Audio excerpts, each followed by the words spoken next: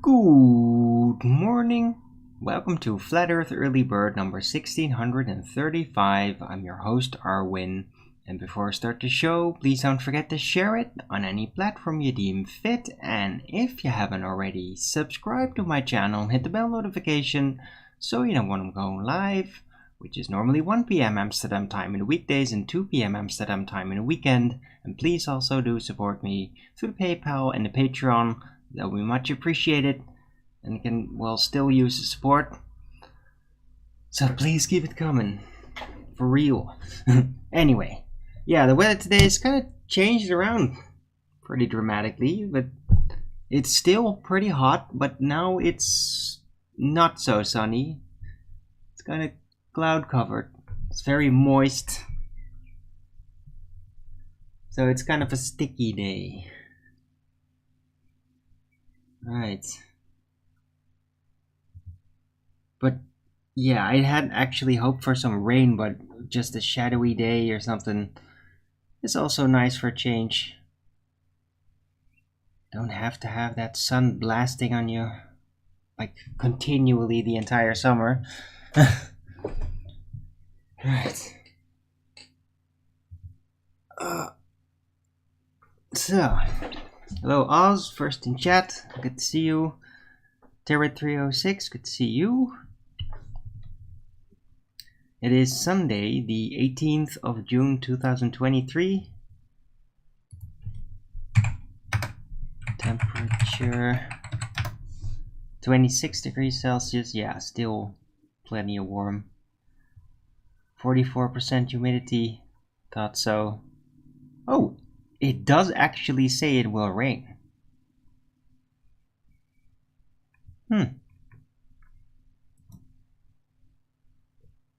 So yeah, this may actually lead up to rain. So that will be kind of nice.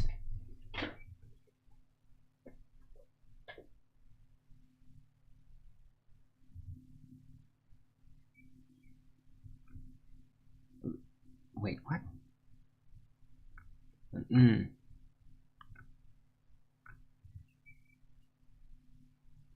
Or maybe not.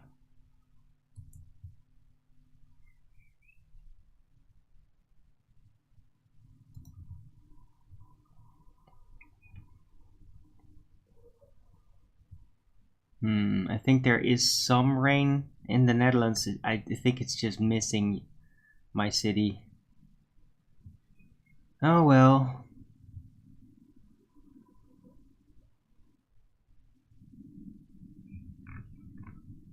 Well, who knows what'll happen. Maybe the storm cloud will pay us a visit. Seems to be more to the southeast right now, according to this little map.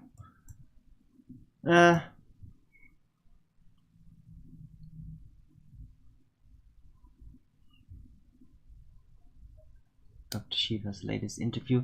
Yeah, no, I follow Dr. Shiva Terra306. I follow him on YouTube and on Twitter. I yesterday retweeted like a presentation he gave. It's very, very Dr. Shiva. So there's a chance that I have already seen that.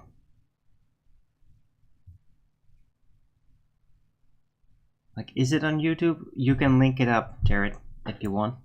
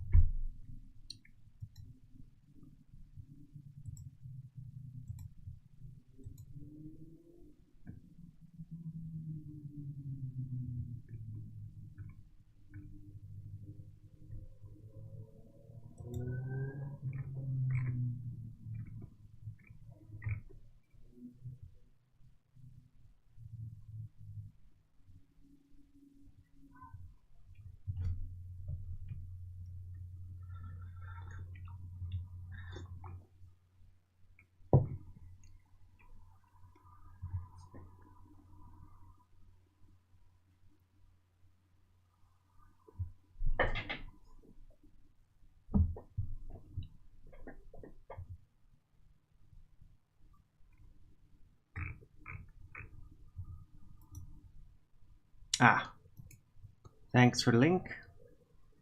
Succinct.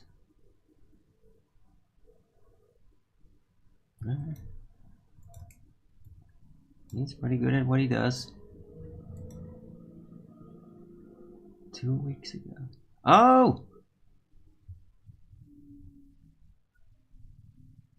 Yeah, with Christy Lee. I think I saw that.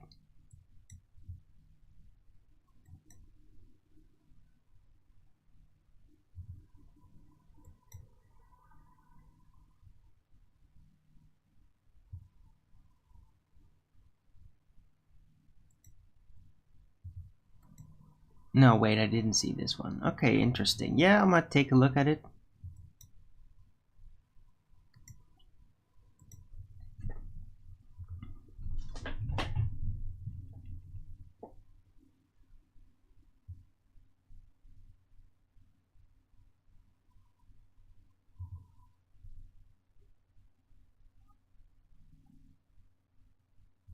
Yeah, I know, Tara. No, I mean, he's really crushing it right now, and he's running for president. I mean, he's like the candidate that everybody else doesn't really like to talk about. I mean, he's even been on Alex Jones, but like they never mention him. They never talk about him outside of when he's on. It's like he's being ignored by everything. But he is like making way. It is working.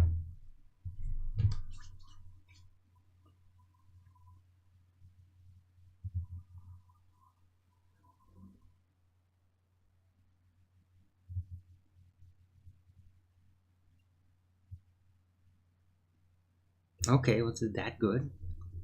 Alright, Turret.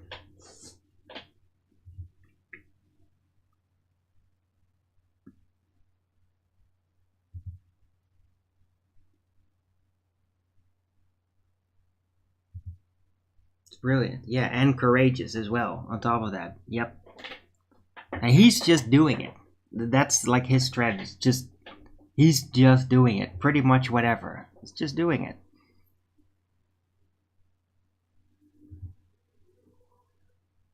Never heard of him. Yeah.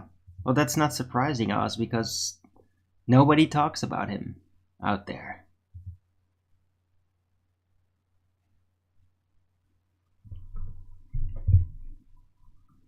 But I've been following, and like he's also been on Owen Benjamin, I think twice. So I've known him for a while.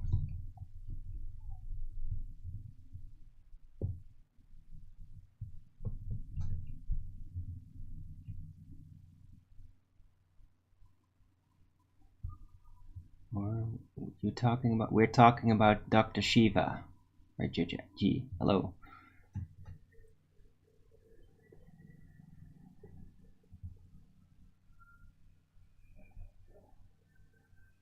Not Dr. Sheena. What the fuck is wrong with you?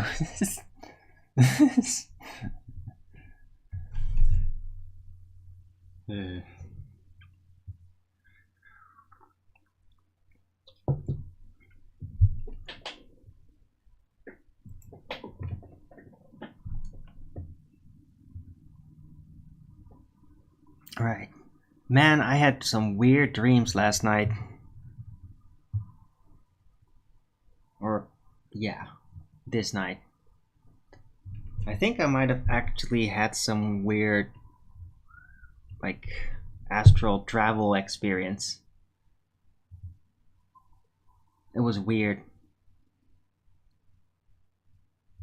Because I was, like, hearing music that I'd never heard before, but it sounded very real. And I think I was, like, kind of spying on somebody. Although it was, like, out in the open. It was very odd. And the theme was jealousy also.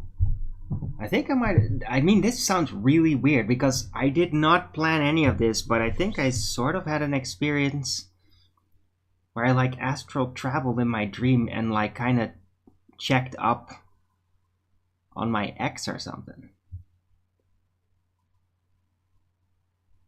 And she was with somebody and listening music, and I think I got really jealous of hearing that.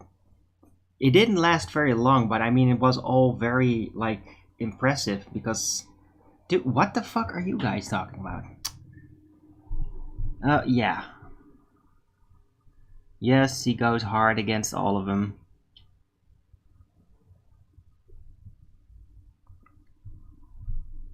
Against Tucker Carlson and Joe the Toe. All of them. Elon Husk.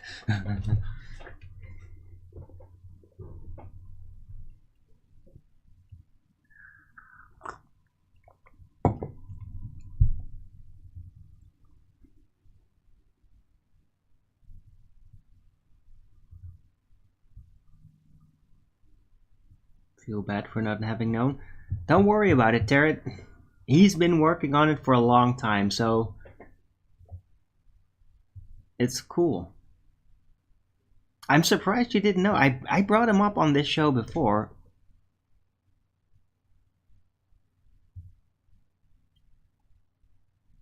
Must have not been there when I talked about him. Huh.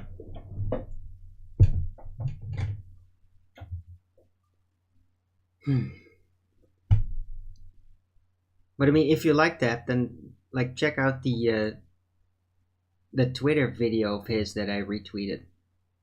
That's a really concise, and like he really has this oversight with this bubbles. He can just write a schematic and then without like cross looking or whatever, just write it all down. It's crazy, man. That guy has got like an amazing available memory. Amazing.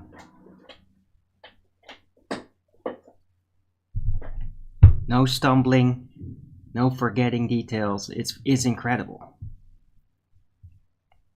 On the other hand, he's probably been doing that for a very long time. That's his project, right? Like, I know the flat earth mechanics, physics and all that. I mean, I know that stuff like pretty amazingly. Problem is that I'm not a mathematician, so I just know how they work and can describe it, and it will be correct. And I will mention relevant side notes, even, and every time. But it's just, yeah, when you ask me for the math, I'm like, bleh. This way, that way, more or less. That's about as far as I can typically go without getting frustrated. But he knows like all about this, about that subject, about the government and the control structure, the propaganda structure, and the business connections, and like he keeps doing that a lot. So that's his mastery, or one of his. I mean, I think he has many different things that he knows as well as this. The guy is effectively brilliant, like, or a genius. I mean, you could at times say I might be brilliant. Well, he's a genuine genius. Like, I'd say like somebody who has brilliance could be said brilliant, but a genius is somebody who's literally brilliant all the time, like non-stop. And I am no genius. I try to be, but it doesn't work. I have apparently the need to be fucking retarded at times as well, for the contrast or something. I don't know. Maybe one day I'll be rid of it. It might also have something to do with like genius unspent is genius lost. If you don't do anything with your brilliance, then it's almost worse than if you just didn't have it. Because I felt stuck a lot of my life, from pretty much my entire teens and even in my 20s. And that does actually dumb you down, because like if you can't apply what you got, then you lose it. Now it could grow back probably. It's not like I like disavowed it or something. disavowed my genius. No. But my brilliance. But I just couldn't really find a proper way to apply it. So instead, it turns into suffering. It's like the smarter you are, the more it hurts when you realize you're powerless in the face of things, right? If that's just practically the case. And you need to have a lot of courage to like be able to climb out of that. And yeah, I might have smarts, but to be fair, I've never been super great in the courage department unless it's like in defense of somebody else. That's just how it works. Like I have almost no limit in my courage in, for example, defending somebody that's like a real close friend or a woman. A woman that I care about, or yeah, even if I didn't care about them, then still, it's like it's part of the code, of the social code. I can be extremely courageous for social reasons, but not so much with internal things.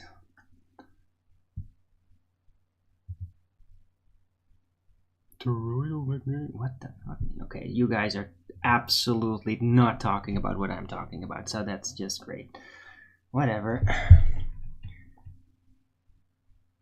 Tides work. How do the tides work? Angel spoons, Oz. Angel spoons. Look up the Early Bird show with the title Angel Spoons. There's several.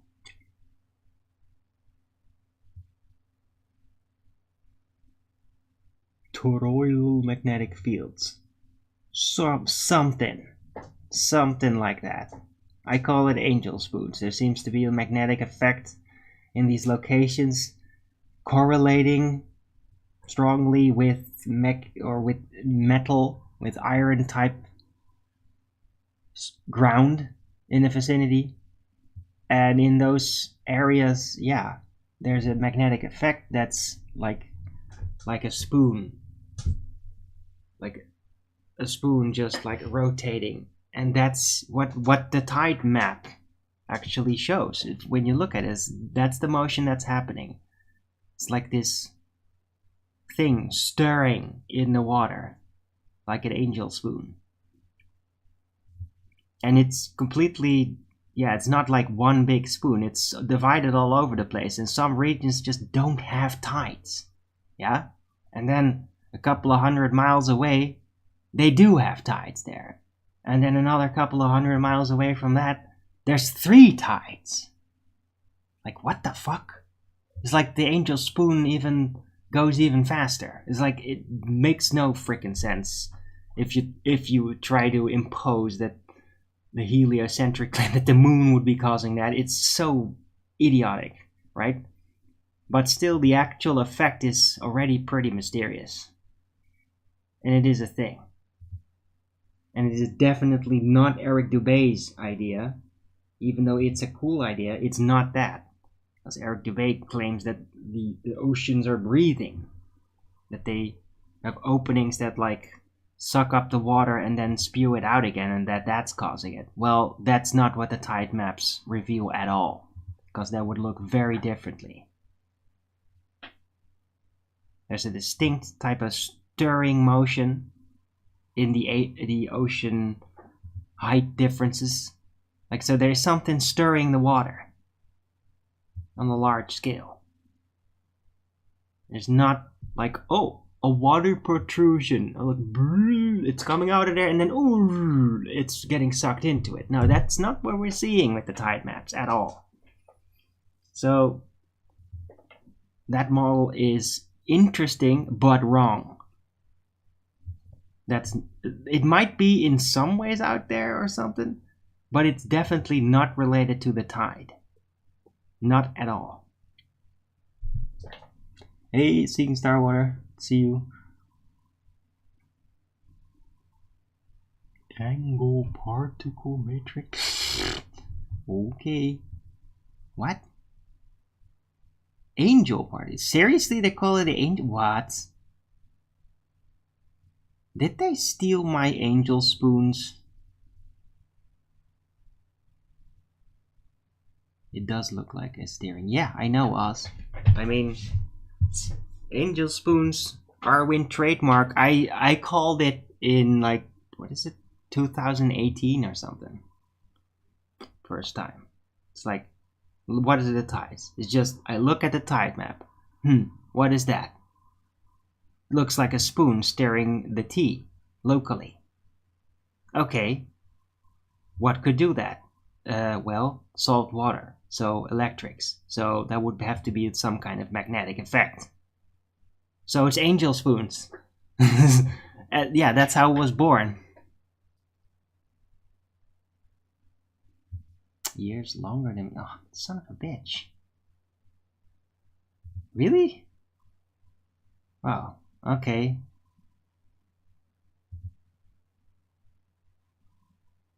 That's not fair.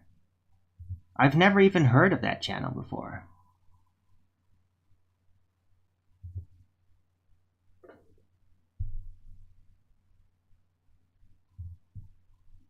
Angel particle, man. It's so techno-babbly, nonsensical sounding, though. I mean, angel spoons are much more effective.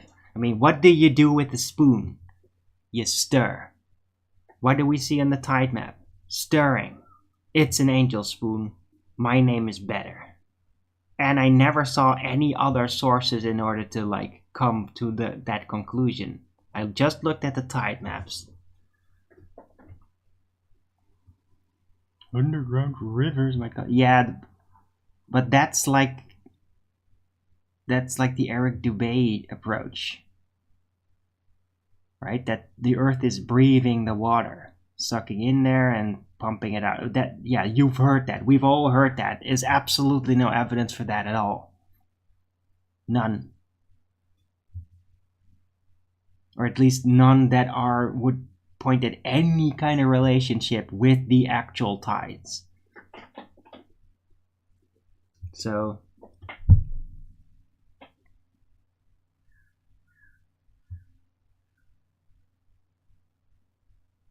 it wasn't Eric. Okay, fine. Well, there's other people in the world. It's not just me and Eric DeVay and other flat earthers. So yeah, sure.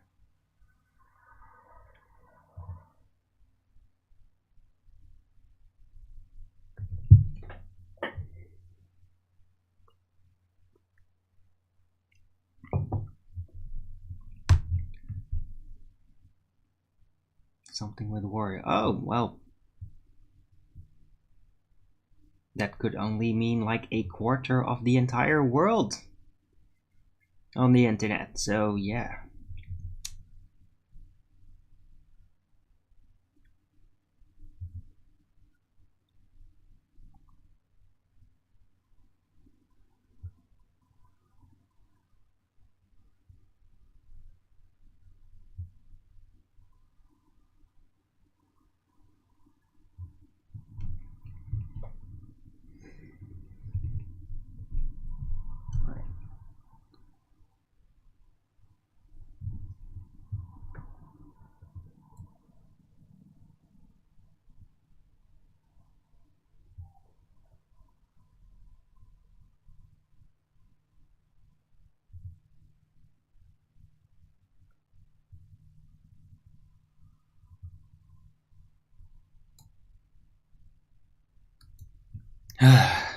Man, it's so brewy over here. Ugh. I wish a bit of wind would pick up. That would certainly help. This stuff actually is making me dizzy. It's weird.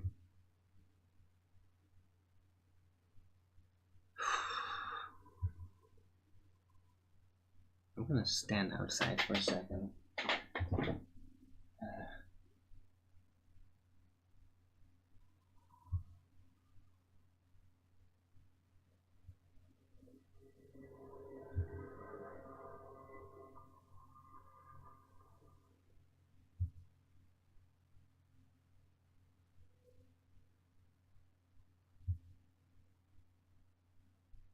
Oh yeah, I had a weird little plant event happening, by the way. Like my oregano plant, the one in the big pot, like all of the purple leaves all of a sudden all fell off. That's the weirdest thing I've ever seen. Not the green leaves, but all the purple ones, and including the little branches that were purple, they all just died. Instantaneously. All of it at once. It was the weirdest thing I've ever seen. The rest is all just fine and intact, I'll show you.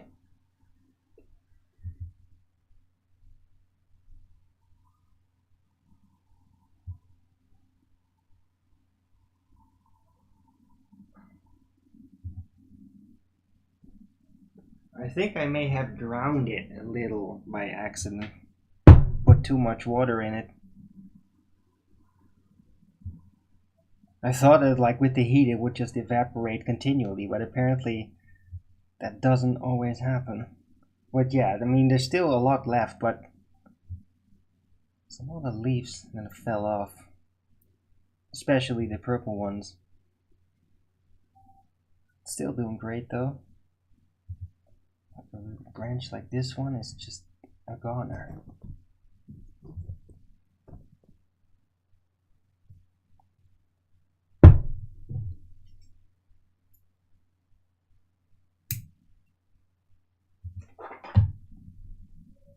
Right. Anyway, still blooming beautifully. And still smells nice.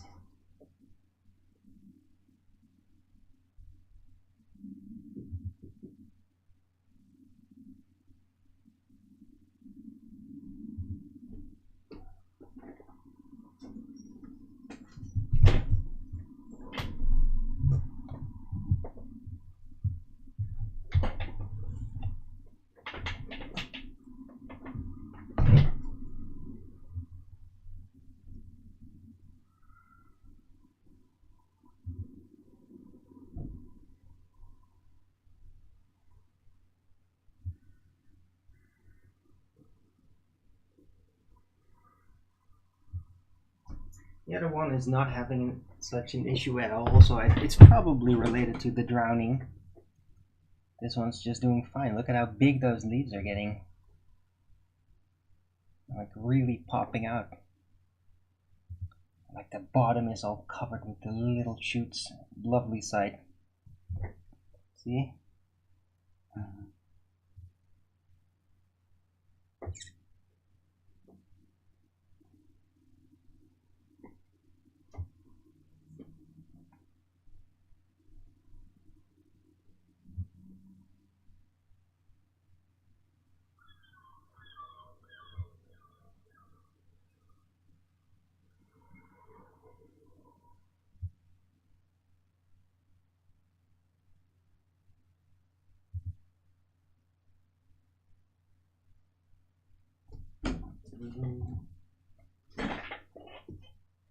Hey Skeptic 1936, good to see you. Do you talk about to your plants to promote their growth? No. I sort of telepathically talk with them. I don't really like use my voice. I just like think aloud.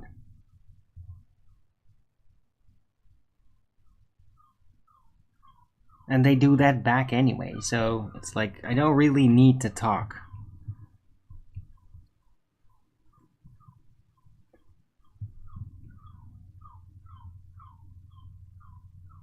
I'm actually convinced that it's not even about the actual sonic effect of speech that does anything. I think it is really like the feelings you have. Those are the things that are having the influence.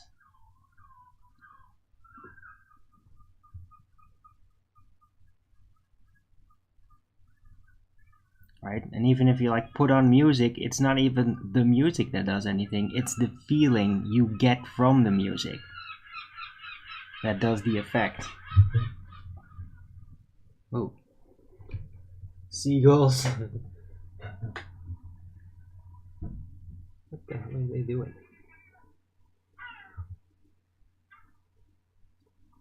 really big seagulls.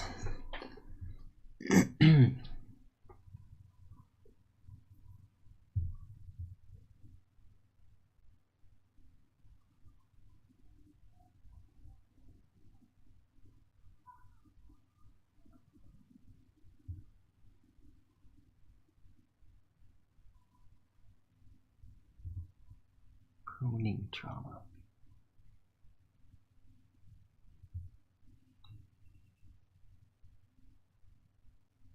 That's weird. Right. Well, they are having a lot of temperature.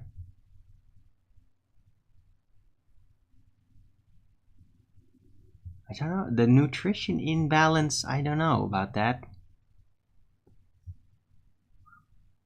But yeah, as I said, I think I drowned it a little by accident.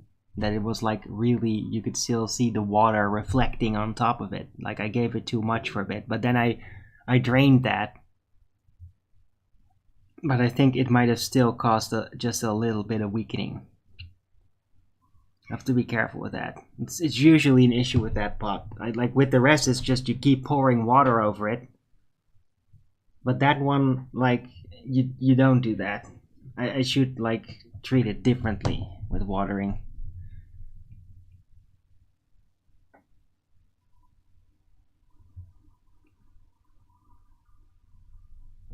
Turn purple for a second.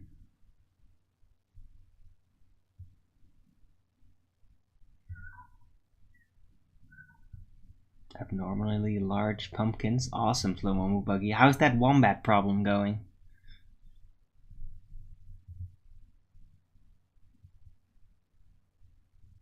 Does it have drain holes in the pot? No, it doesn't. And that's the issue.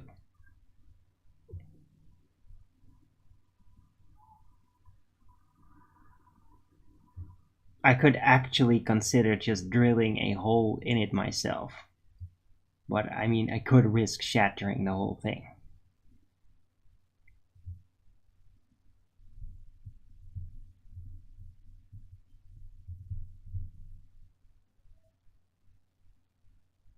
Yeah, so thanks for your help, George Sanford GPT. I think I know the problem already.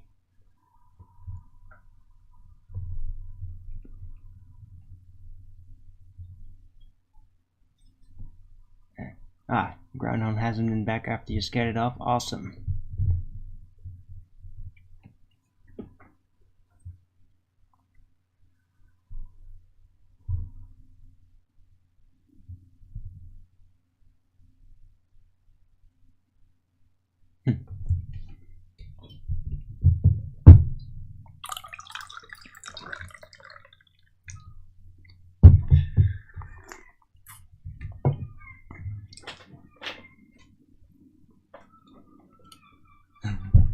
No, but it's okay. Sorry. I'm poking at you, George. But yeah, it was the watering. I already figured that it was the watering. It happened pretty much half a day after the watering incident.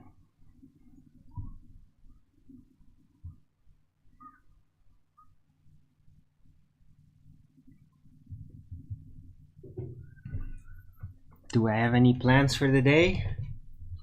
Same thing I do every day, Zep Zeppy. Take over the world. No, it's just not really any plans. I mean, what kind of plans? Like, what kind of plans would you think Arwin would have on a day outside of doing the early bird show?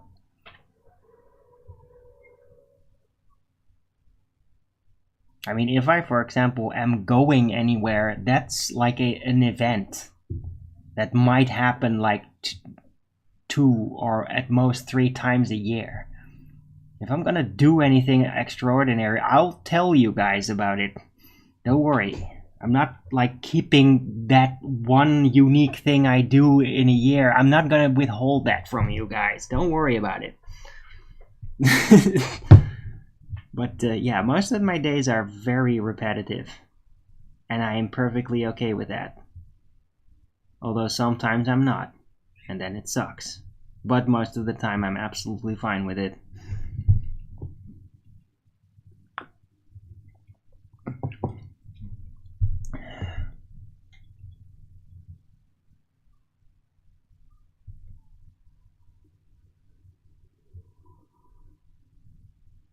What?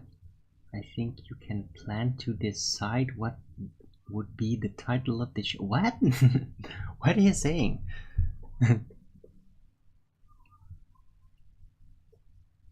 Hiking or swimming? Yeah, that's very cute.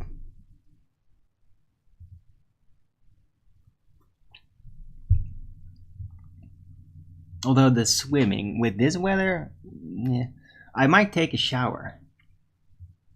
So I'm kind of already scheduled to, so.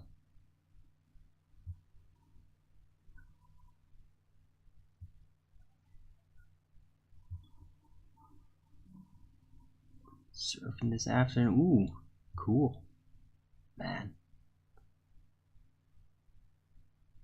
I used to surf just a little bit. My brother was like really into windsurfing, but I learned it too. But I mean, I didn't like really make it my own sport or anything. But I know how to do it. It is pretty cool.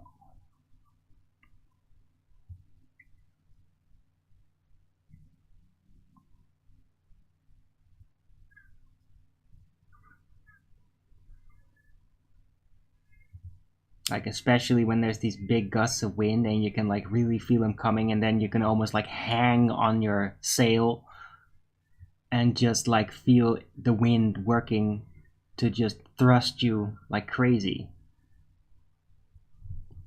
Yeah, it's pretty awesome.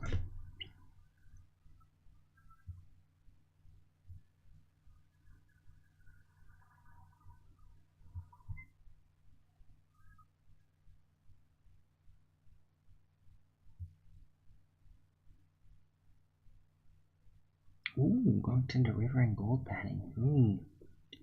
Damn it, Skeptic, that's making me... I would love to do that. Once. But also on my list, and that's a big one. And I've done it before, and I'm like... That was like one of my most riveting experiences, is digging for gems. I mean... For real. Just like... I went to Karlsruhe, like a... It's a city in Germany where there is this chalk, what do you call it, like a excavation ground, mining ground, and you could just like get in there and just start digging in the walls if you wanted to, and you can find all kinds of things there.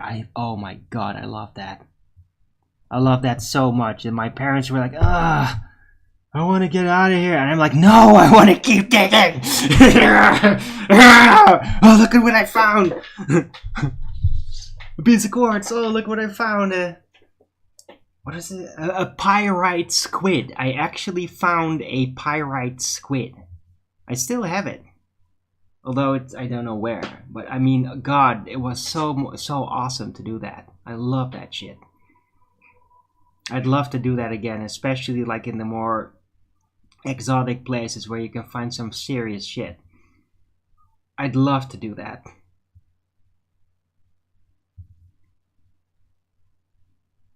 I mean, there's a reason why I call my like finding the special ideas that I do digging for gems. Is because I love digging for gems. So yeah.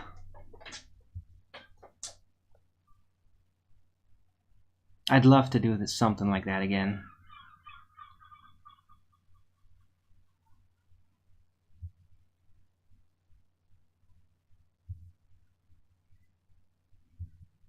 But yeah, I mean, catching gold's pretty awesome too.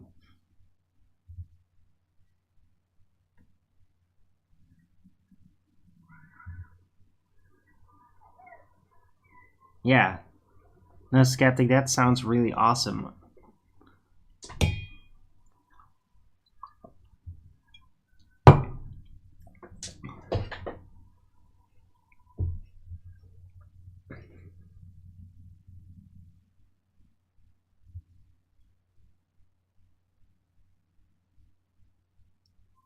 Emeralds, wow.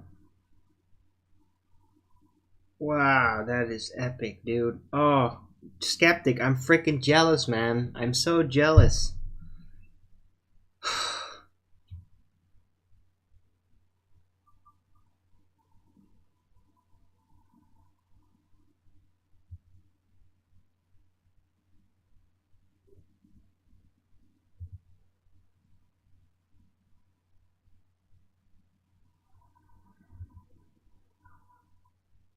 Right. But I mean, yeah, digging for gems, I can, like, I could probably learn to even cut them properly. And then, yeah, I mean, from finding gems to making it literally in some kind of a jewel that you can wear. I can do that. I'm a goldsmith. And I love digging for gems. It's meant to be.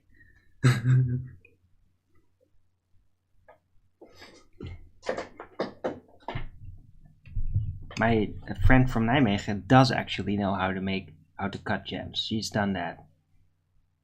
I never got to that point.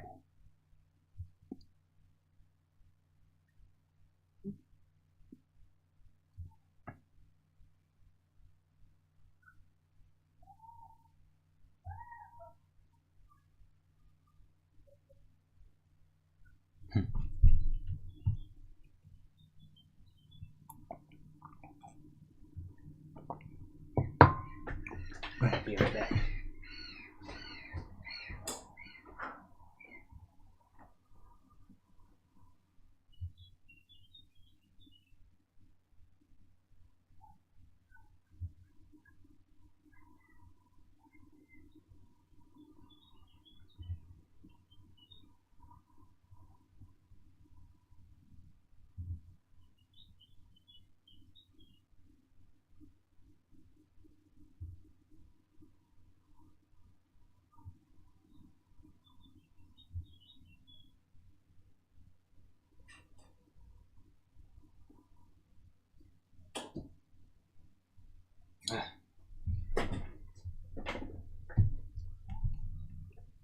Hard to find. Yeah, you can't find gold here, Zeptepi. It's at the end of a big river. I mean, no. Maybe in France or something. But over here, no chance. The gold doesn't really go very far, you see. Because it's so heavy. Gold doesn't like carry for like hundreds of miles in a river. It drops down pretty soon. That's the thing about it. That's also how you find where is gold. It's like, oh, the river has gold here. Well, that means that the gold source kind of has to be very near.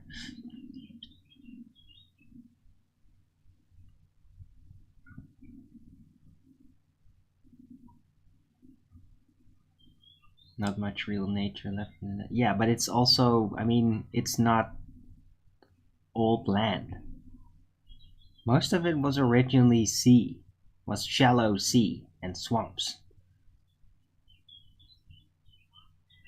So, yeah, you're not gonna find old stuff. Unless it's in an old swamp or something. You might find some swamp corpse somewhere or something, maybe. But much further than that is not gonna get.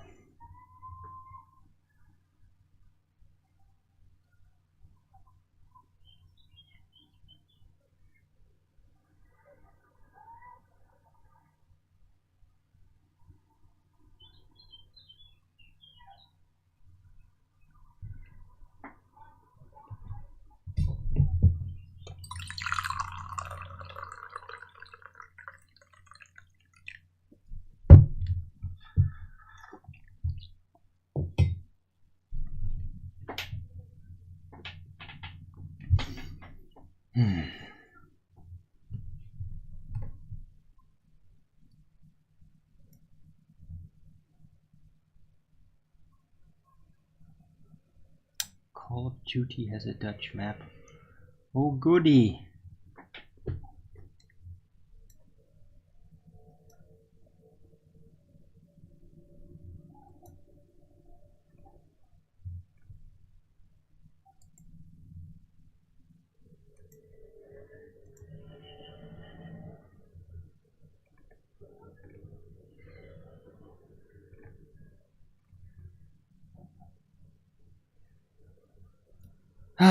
Right, so guys,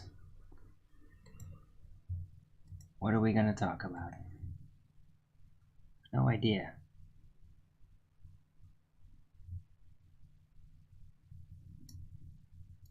Hey, Tiger Bear.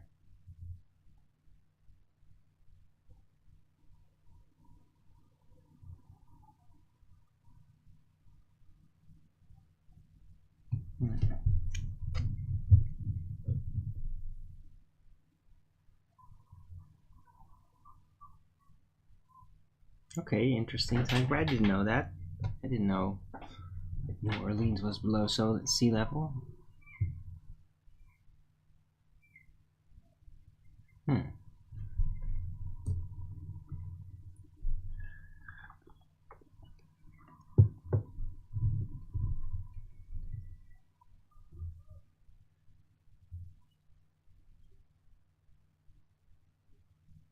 Interesting, right? How all these cities covered by dikes preventing the ocean from getting in, how they're just like lasting for hundreds of years, no problem. Like through everything, through the crazy mini ice age and the hotness of medieval times. Like, yeah, well, it doesn't seem like there's any ocean level rising happening, does it?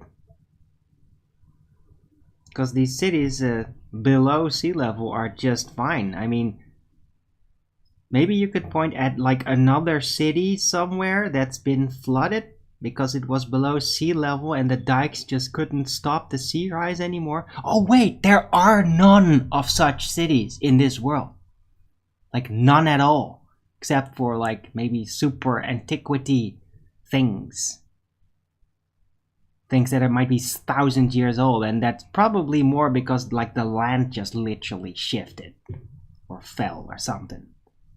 Like, yeah, ground suddenly goes in the ocean, like Friesland, the island close to Iceland. There was an island there. There's like a castle on there and everything. It suddenly sunk into the ocean completely. Yeah, that does happen. But there's no oceanside underwater city. It's like, yeah, that's the old part of the city before the oceans rise. No, there is no such place in this world. Zero! Zero! Zero! Huh? How about that?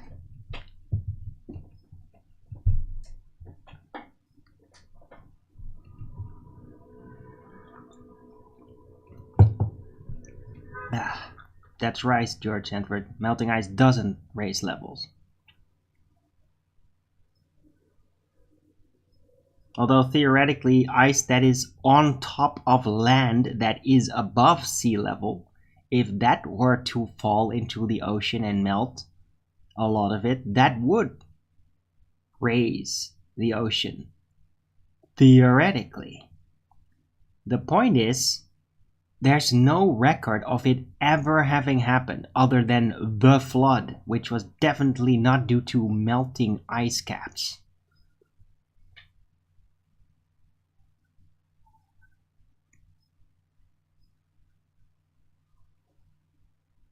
You've never heard anybody say, oh yes. Well, you've never paid any frickin' attention then, do you, Zatabi? Dude, there were newspapers in the 1900s talking about how the oceans would like flood the place.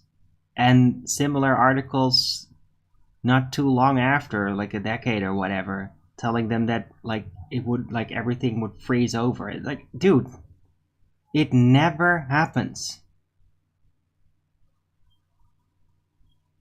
Right?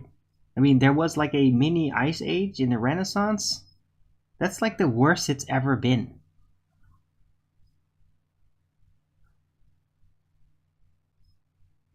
And it literally came out of nowhere. I think like volcanic activity related, or I don't know. Point is, it was colder there. There's like paintings even in the Netherlands, early Netherlands, of the frozen up oceans, which was a thing then. That's like the worst it ever got.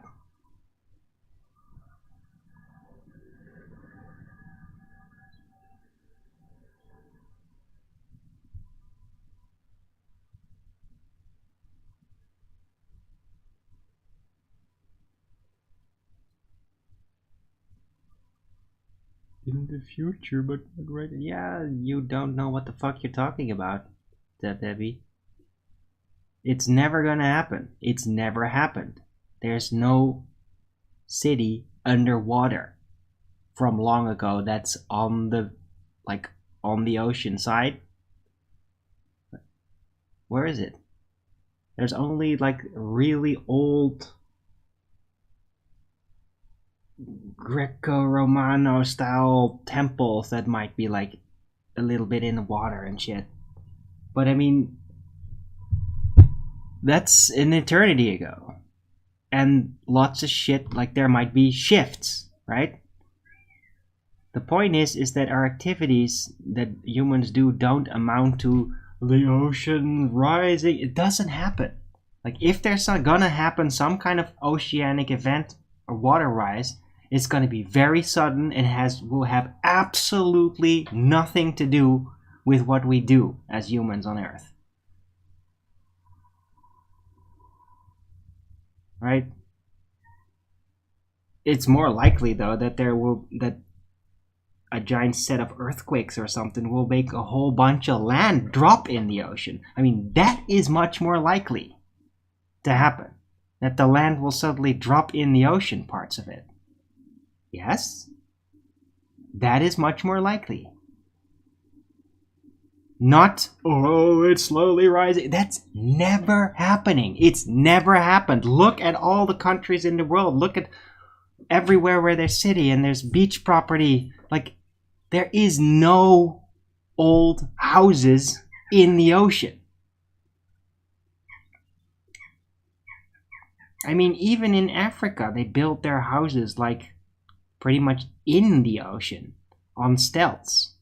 And those, like, they live like that for hundreds of years.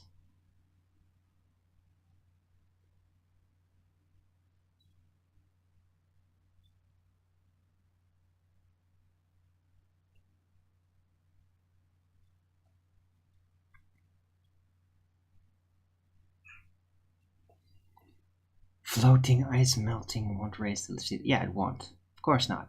It's already in the sea. It's only sticking out because it's less dense in ice form.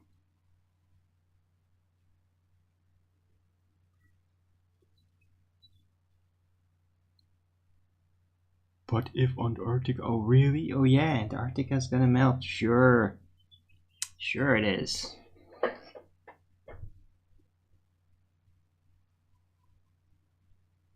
And how would it do that, Zetepi? How would Antarctica ice start melting?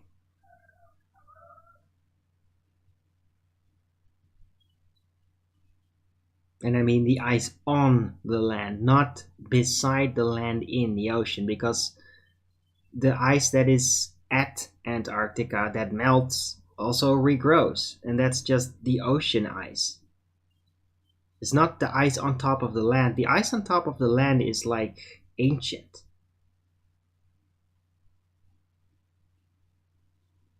Right? And I mean ancient. Like, I don't know what they say about it. Thousands of years. They dig really deep. The point is, it's never melted. If it would have been molten just once, there would be no aging of the ice. They would simply say, oh, it's been molten once. This is how long ago. Well, guess what? That's not what they're digging out. They do the tubes of ice. No. It doesn't melt. It's never molten.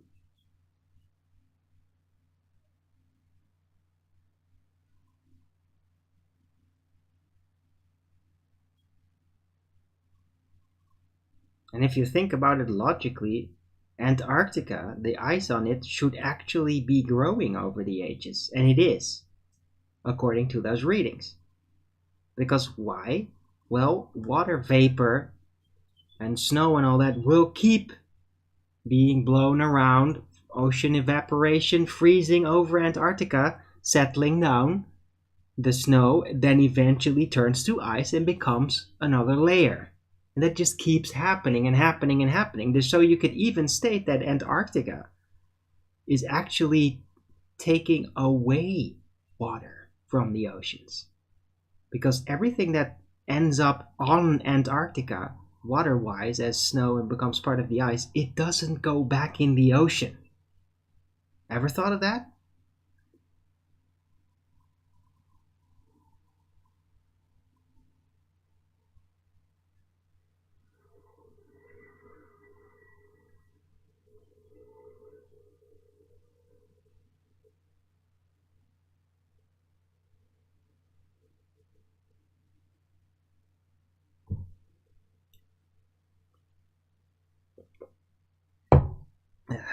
You will worry when climate quits changing.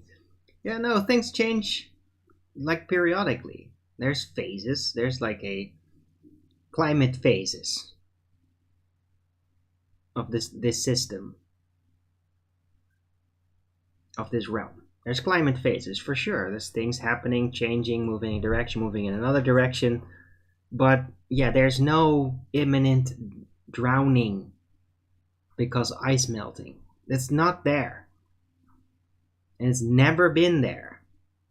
Because if it would have been there, then the ice cap on the land of Antarctica, well, it wouldn't have been that thick.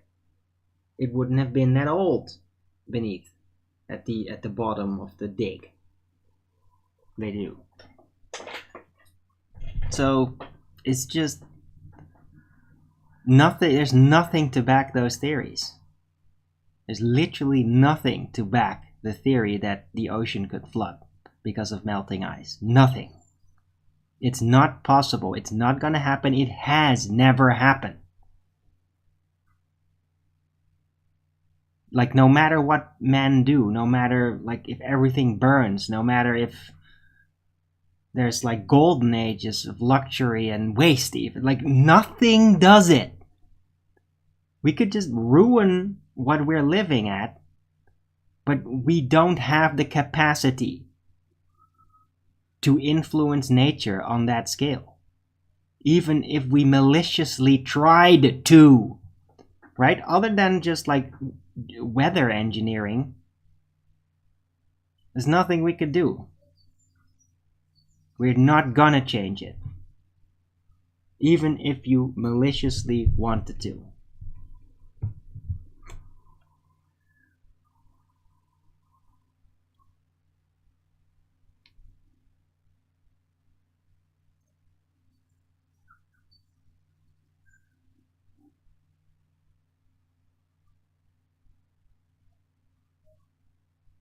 That's right. Yeah, Maximus Flacius. But that's the oceanic ice sheet. That's not the ice on top of the land that is higher than the ocean. It's the land in the ocean, or the ice in the ocean, that grows and grows smaller.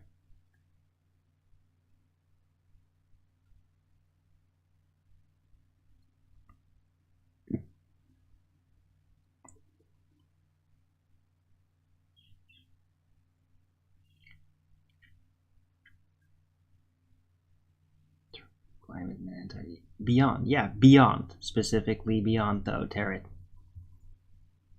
So there is definitely this ice part, but there's probably beaches on the other side. If you can get there. If you're allowed to get there, if you can get there. Somebody's been there, allegedly, Admiral Byrd.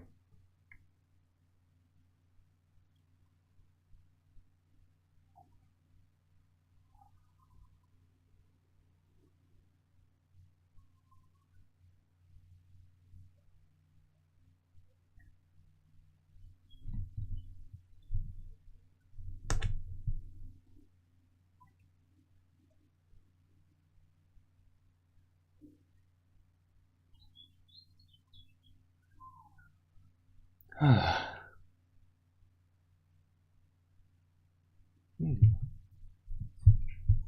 it's cooling off a bit. That's nice. I'm kind of like, I'm really okay. It's been really nice to have all that sun and all that, but I'm really okay with it not being so freaking hot for just a day or something, or 2 days. No problem at all. And I think that all the plants out here, and especially the grass, would really appreciate to have some rain, because like the grass everywhere is like starting to turn yellow.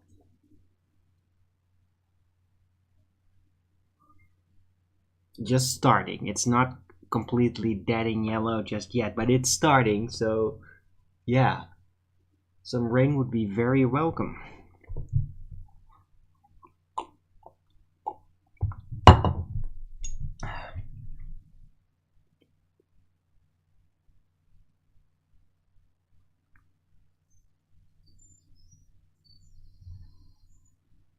Yeah, I don't think so either, Oz. I think he said temperate climate. Not sure about the tropical either. But who knows, man? I mean, if there's a beaches of South Antarctica, then maybe when you go on the ocean, you'll eventually run into a bunch of tropical island-like continents or something. Who knows? I mean, it's probably just like the next realm segment with a similar type setup, right? Antarctica would be the North Pole to that realm segment.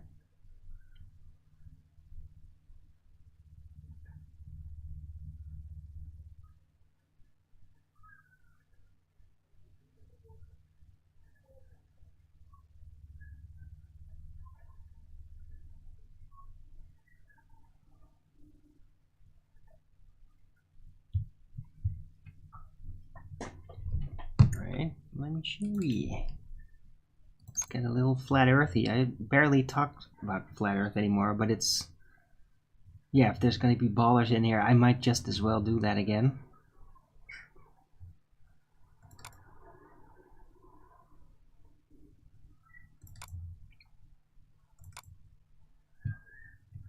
Where is it?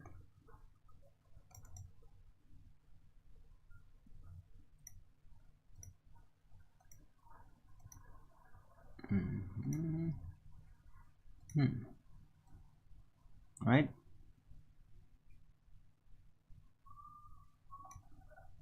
So let me show you this again. Right? So the middle line. Wait, do you see this?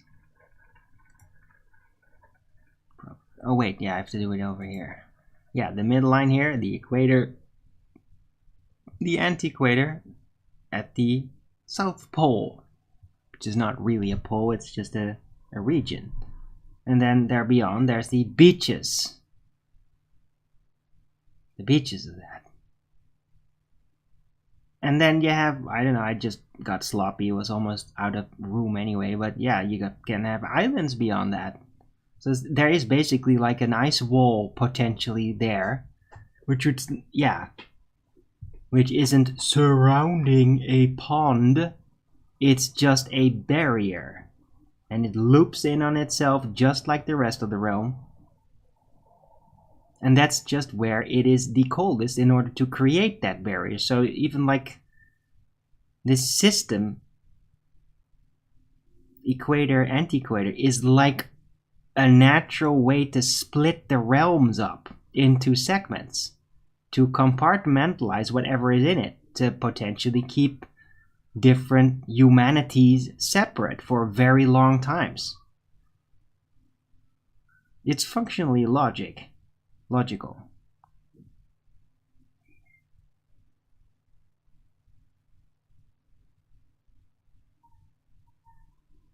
Right? And the North could be the same.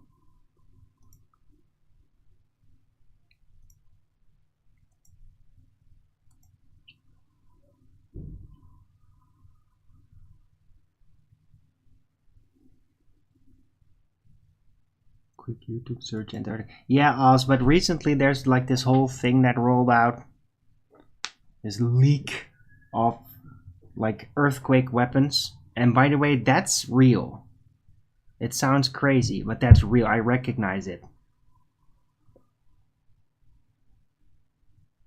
Like somebody actually told me about that. Like not in my visions. Like decades ago. It's really weird to bump into it again. But it was like secret. So I just had to forget it because it's like too dangerous to like start talking about that. But it's out there now, it's there, it's, yeah, earthquake weapons, really freaking weird.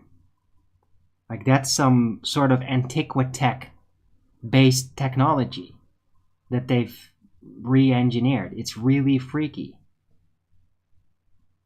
Are the loops located at the No, the loop is everywhere, Steamy Traveler. That's the point. All of it. It's all looping. Equator, antiquator, and everything in between. That's the whole point. It's one loop. All of it is all looping.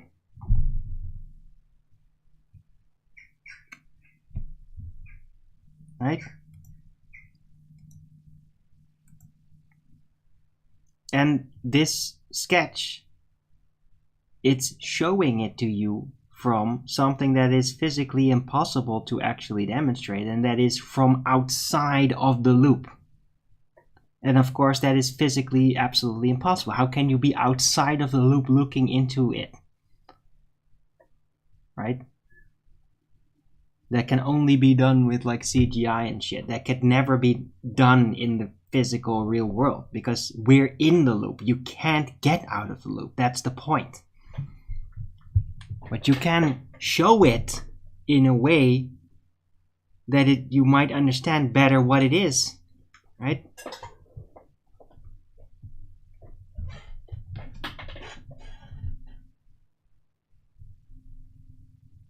Right?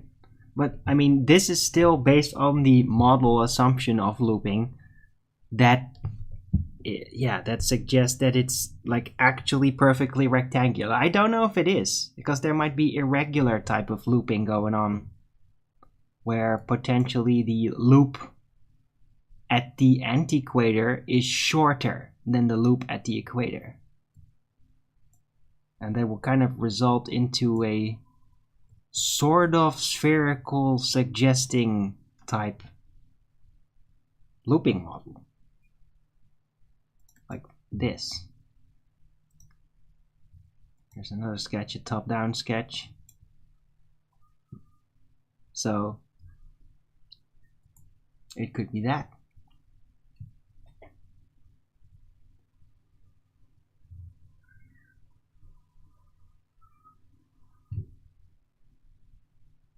Right, that it's tighter at the antiquator. Or it's weirder even.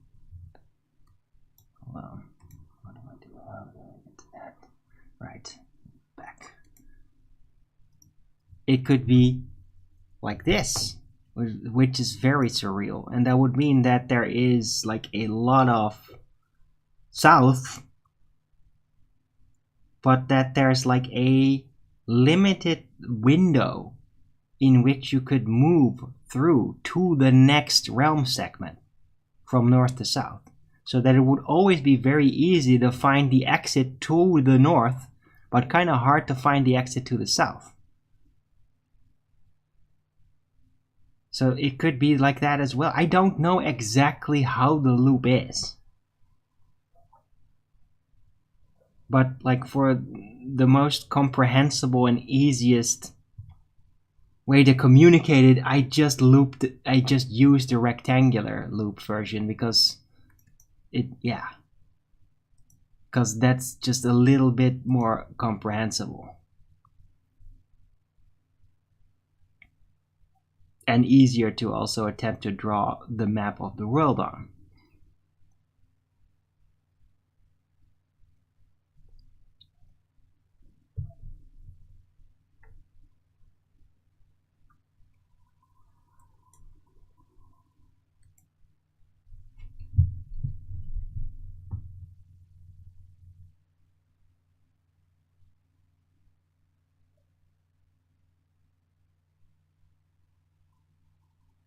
Stephen Greer and his slut.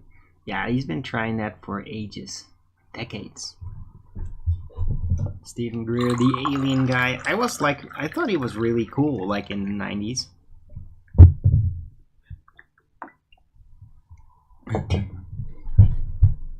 Sort of. Because, yeah, I was interested in all that stuff pretty much up until I got into creationism around 2008, I think, or before. No, it was around 2008, I think, yeah.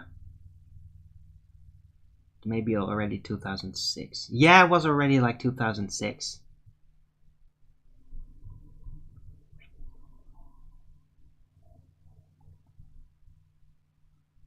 And yeah, I was into like UFO stuff. I was very curious at all of it. And against like spirits and stuff, and into Wicca, into aliens, the whole shebang. But I wasn't like really out there and getting all kooky with it. Not at all.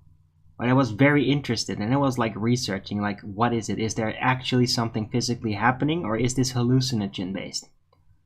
Because that's a very serious question. I mean, it's like they put that out there with the X-Files, with the back and forth all the time, the skeptic and the believer, right?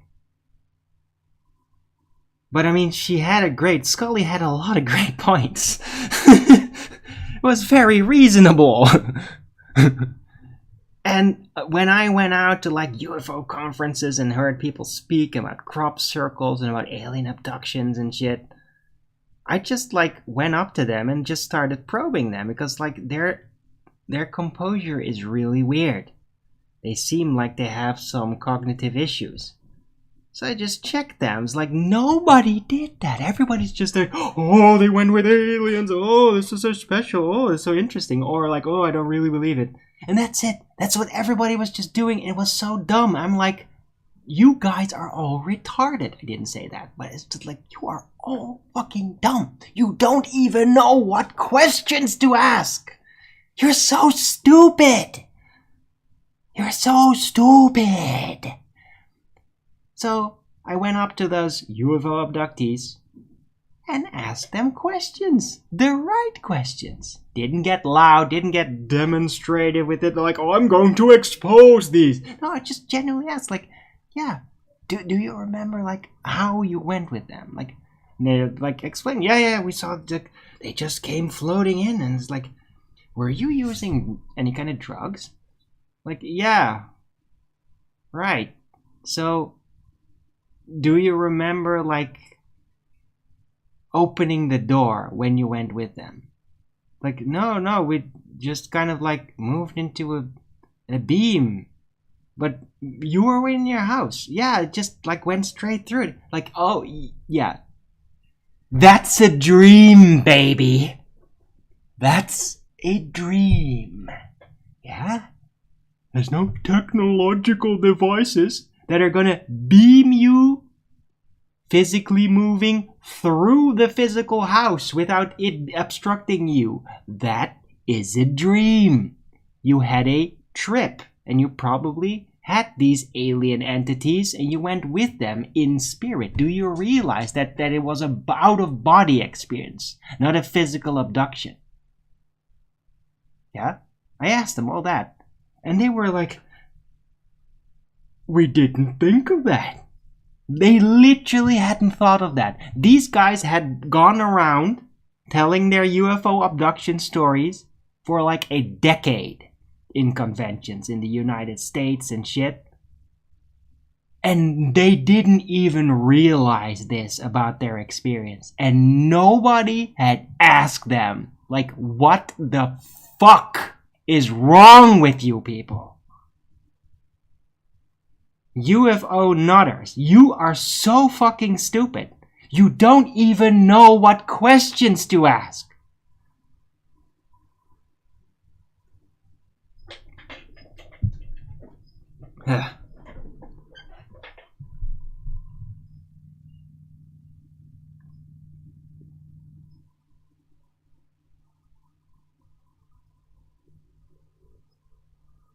Sound is fine, Dr. Utker.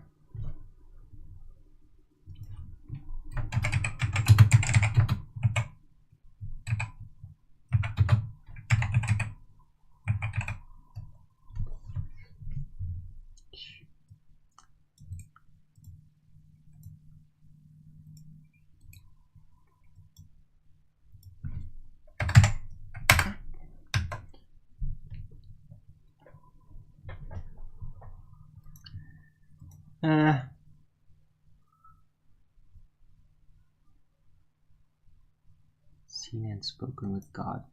Maybe Zeptepi. Although those people usually don't really like take drugs and shit. But they might have just like have internal drugs. I mean, you have like DMT in your head, pineal gland it's called, and it can like trigger because of things, and then you will have hallucinatory like experiences because of that. And that can just happen naturally without drugs. So yeah. The point is that nobody asked them in a decade. They were getting old. We're going around telling their story and nobody asked them. What the fuck is wrong with people?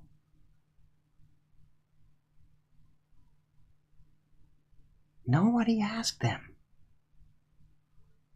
It's just like, no, tell a story about you aliens. Oh, we want to hear about the alien abduction. And nobody actually has any kind of investigation sense. I mean, did any of these people even watch X-Files? Do they think that if you ask questions, you're a skeptic, then you're a poo-poo head? We don't ask questions. Like, what the fuck is wrong with those people?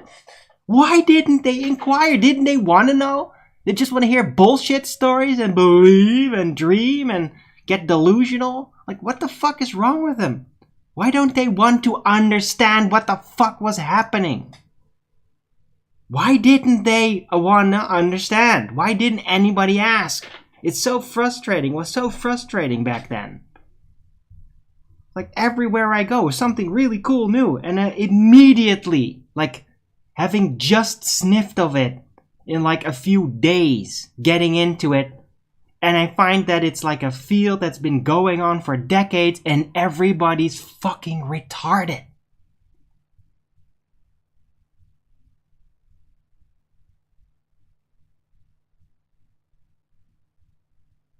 It's so ridiculous.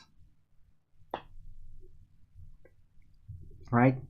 And that experience, by the way, also makes me nervous for Flat Earth. Like that, because I fear that Flat Earth could definitely become more and more like that, where it's just about just telling a bunch of stories and nobody even asks questions anymore. Or you will be a baller and poo-pooed and kicked out, and it will just degenerate and become sloppier and more nonsensical, and people's delusions just come leaking in there and they're taking for granted and everybody just parrots it. I mean, it's a terrible way to go, to end up. To end up like a UFO conference like that, where everybody's fucking retarded and nobody even knows what questions to ask in order to figure out what the hell is going on. Like, nobody asks the questions. It's so pathetic. Like, if you're going to be into something, don't you want to understand what it is? What it is you're getting into. Don't you want to know? Even just for like security reasons. I mean, who knows, man? You could get into something, it's like, oh, this is really cool, I like this. And it turns out that there's a bunch of Satanists in there, like, drugging people up and kidnapping them. Like, you need to know what it all is, what actually happened. You need to know. Nobody asks the questions. It's so fucking stupid. It's so dangerous to them. If you're getting into something, you need to know what you're getting into.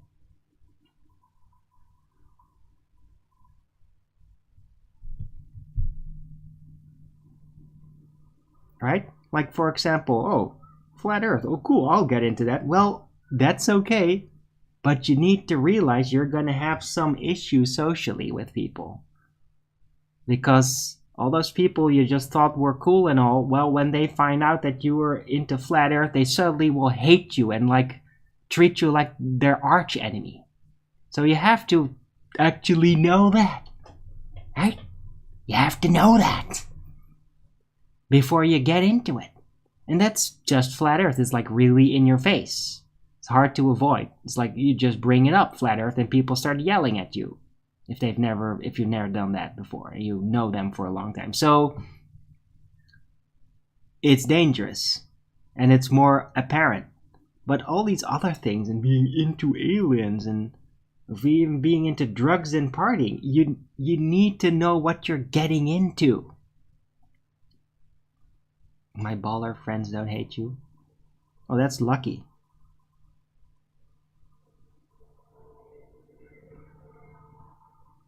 You're lucky, Skeptic, for that.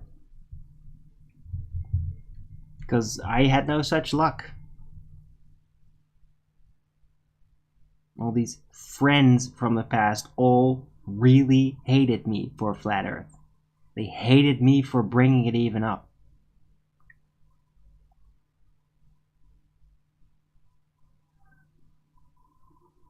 And that's why I don't hang around with them anymore. None of them. They're all gone.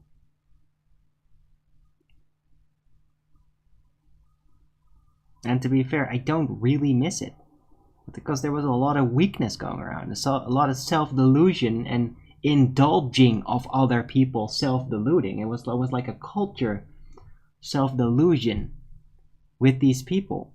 And I'm not going to be a part of it anymore. I already, like, in all that before Flat Earth, was kind of struggling to, like, bring the truth more up front, to, like, the method of truth. And, like, you have to be always honest and just, like, no, just face it. Just be stronger. Always about, like, trying to encourage strength. But they were all struggling to actually do that in their own ways and had their own demons and shit. And then with the Flat Earth, it was just like, boom. They didn't want it. They like became really snappy at me. And I haven't heard back from them since. And it sucks, in a way. It sucks to, like, lose old friends like that. But, I mean, it's pointless. It's pointless being with them. Like, they can't provide me with any quality information about anything. Really. Barely. I mean, within their profession to a certain degree, they could, like, tell me, like, yeah, that is the procedure. Like, yeah, that is how it is. That's, like, about the level of quality information that I could get out of them, at best. Because their opinions are fucking retarded most of the time. Or super naive in the wrong ways.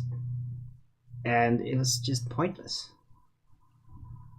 I was just indulging them just to have friends. Really. Because I needed friends. I still need it. And now I have the internet! And have the Flat Earth community, and it's, yeah, not a face-to-face situation, but it is much more fulfilling, I'll tell you that. I have much more social interaction fulfillment now, being a Flat Earther, doing my Flat Earth show on YouTube, than before all of that, when I wasn't on YouTube and I wasn't into Flat Earth. It's much more fulfilling, for real. Even though it is like a shock transition.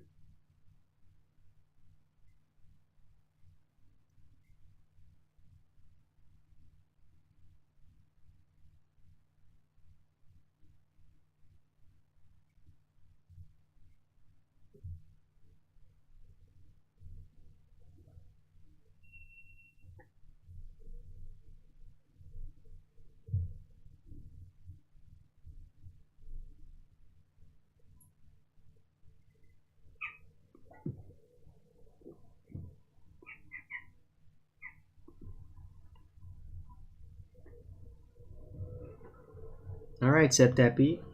Right, you wouldn't hate him for it, but would you tell everybody that he is a Flat Earther, though? Would you do that? Septepi? Because you just thought that everybody should know. Would you do that?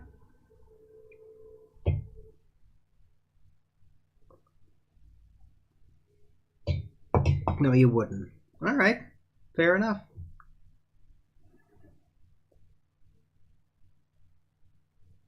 I guess you're cool enough then.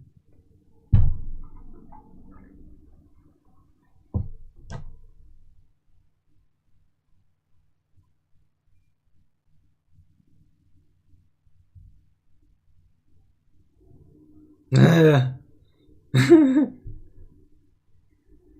a Christian friend and all they talked about getting you to the church. Well, a person like that's not gonna have a lot of friends. Well, except for in the church.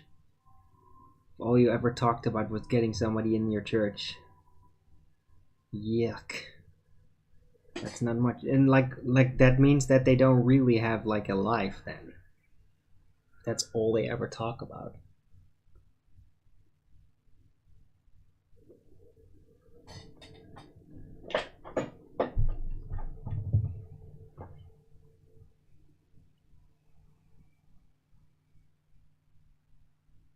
Did they do that to me? Yeah.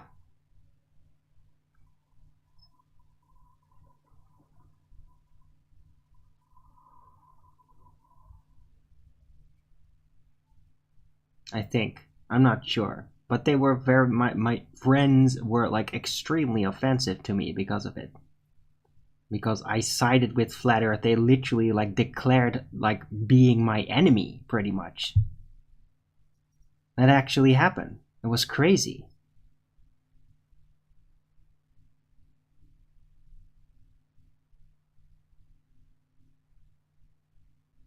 And also like so pointless. I was just really frustrated and surprised about it. I thought like, no, I can pull you out of this shit. I can actually like give you parts of your soul back. Didn't say it like that, but I mean, I thought like, yeah, man, there's so much new stuff. This is really interesting. It's real.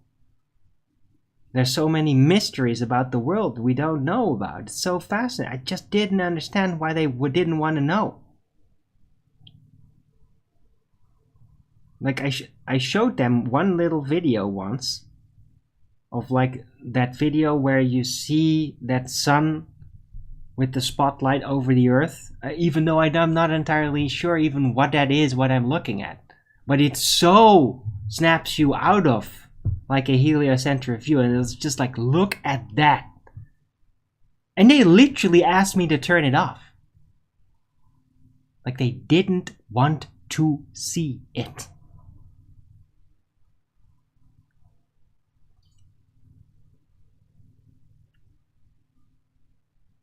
And that was really the moment for me where I realized, like, you're not worthy to be my friends.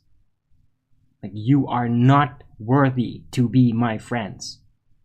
If you shut your eyes to new things that could radically change everything on purpose because you don't want to know, you're not worthy to be my friends. Because that's a level of incompetence that's not compatible with what I do. I'm very intolerant to that sort of incompetence.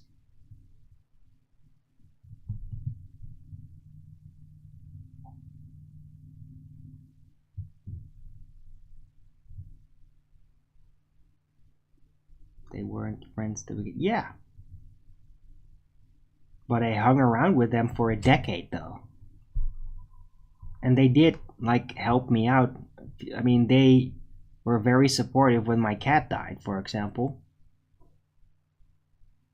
So they were trying to be friends though. But they kind of sucked. And then again, in that phase, I kind of sucked too. Like in my 20s, I was not a very nice guy. I wasn't like a bastard or something, like somebody that's really like a troll, but I was just not very noble compared to, well, my attitude now. Now I'm like, yeah, I'm paladin. Back then, no. I was just more like, I don't know where I'm at morally. I was like a warrior without a cause. It was weird. And Flat Earth has really kind of like completed me in that sense. To really like, no, this is it. This is exactly what I always felt. This is time to reunite your mind that was fractured because of this crazy world dichotomy. and now you will be complete, and now you're gonna do what you were destined to do, and this is it, and more. Because I mean, yeah, I have 1635 early bird shows, but that's really just the beginning. I mean, not necessarily that I'm gonna have another 1635 early bird shows. Maybe I will, but that's not all that I'm gonna do with my life. And there's more people out there, and there's more understanding people, and even people that will just support me. Yeah, my friends never did that. They weren't able to. They weren't like financially successful at all.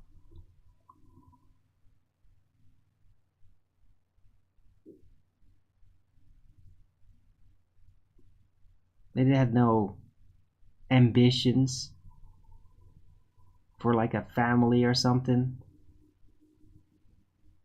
They were kind of just more interested in like gadgets and like techno gadget shit.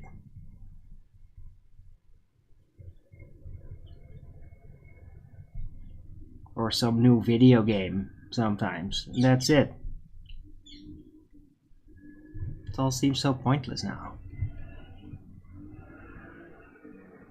And I mean, I still play video games, but I do it kind of to keep me busy. Not because I really love it so much. My journey, NFE. Well, I'm skeptic. I mean, I understand it's not a bad idea, but I've been writing that book. It's called The Flat Earth Early Bird Show. I've laid everything down, but it's just fragments all over the place, fragments that do integrate throughout time. And if you put them all together, it should kind of be unified and fit.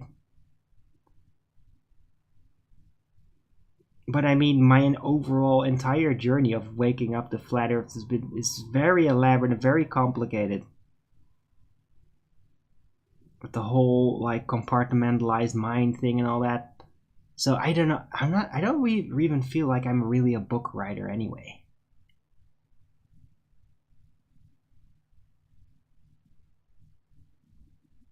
Every time I've tried it, it's always like dies very quickly.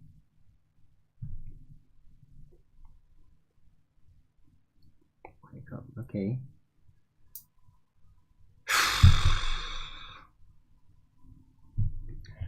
Well, maybe at some point I could pick it back up again.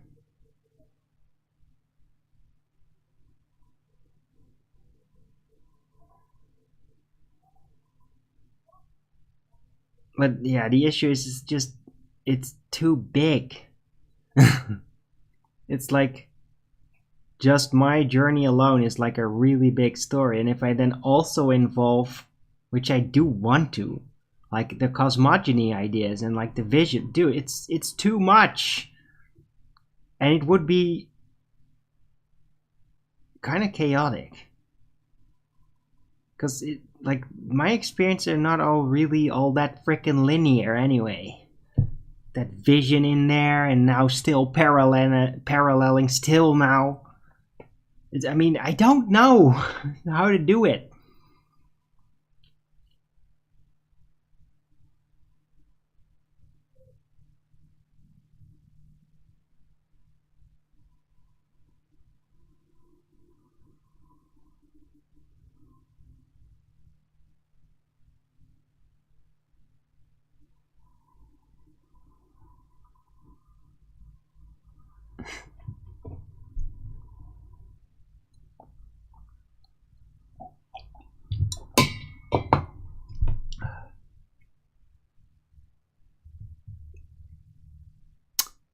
What the fuck, LSG?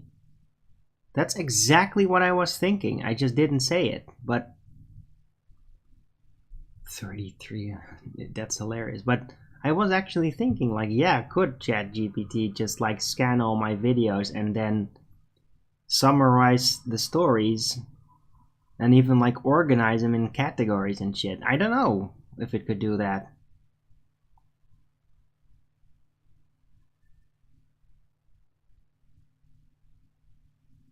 it would certainly be very interesting to hear all my descriptions of dark world vision things all put together. I mean, that would be pretty fascinating to hear. For me, to see if I'm actually consistent as much as I think I am.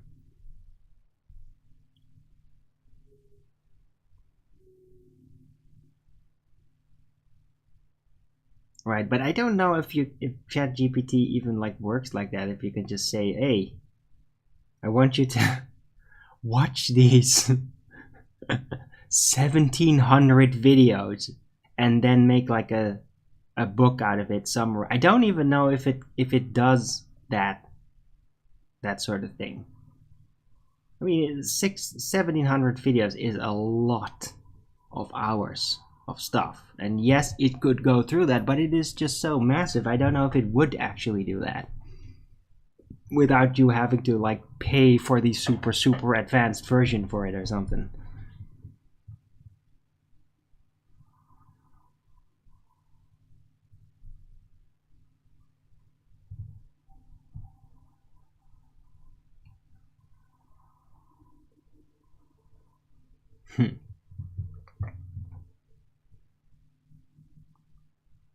Right, but I mean, it could be an interesting experiment to try something like that.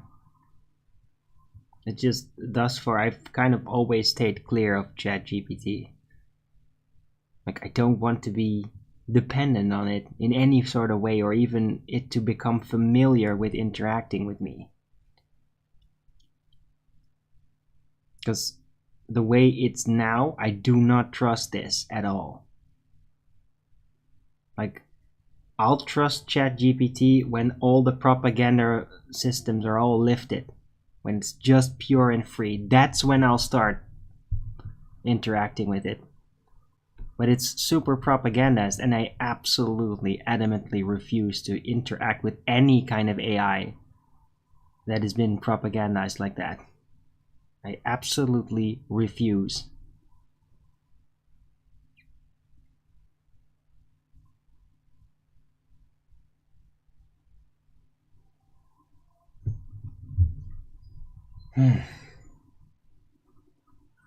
But it is an interesting idea that to keep in mind, in the back of my mind, LSG. I agree.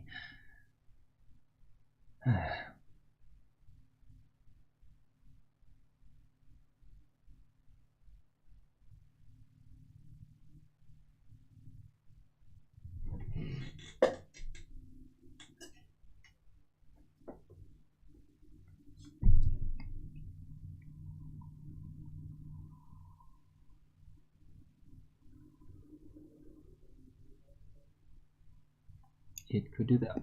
Okay, LSG, if you think so.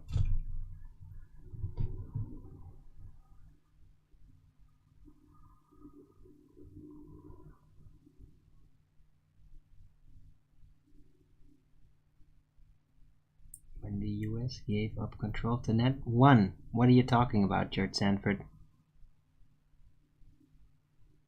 What are you talking about? And what AI? What does it even mean?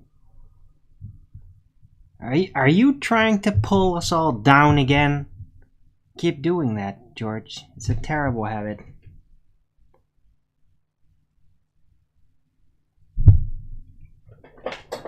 And I don't know what you're even talking about. What does it even mean? Giving up control of the net. What does that mean?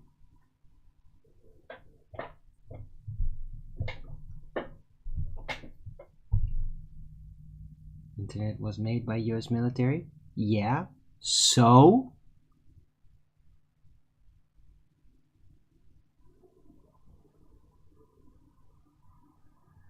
So how is it given up?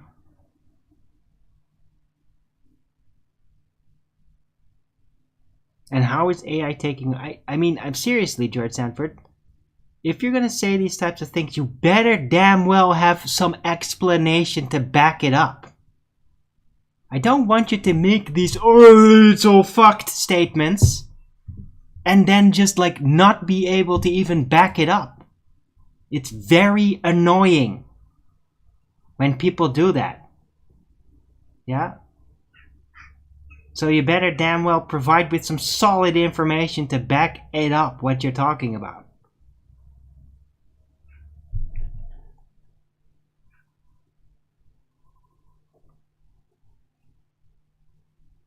Search engine, suggestion engine? Yeah, the search engine systems, yeah. Algorithm. But this is all corporate decision. I mean, that has nothing to do with the US military giving it up. It doesn't make any sense in relation to what George said.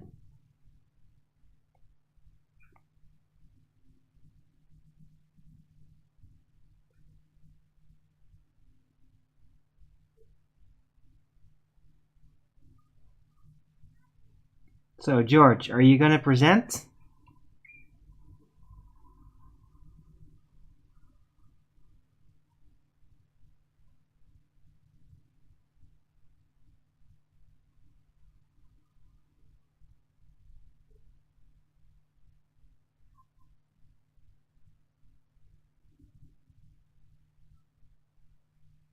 George, you better damn well back these kinds of words, or I'm gonna end up kicking you out.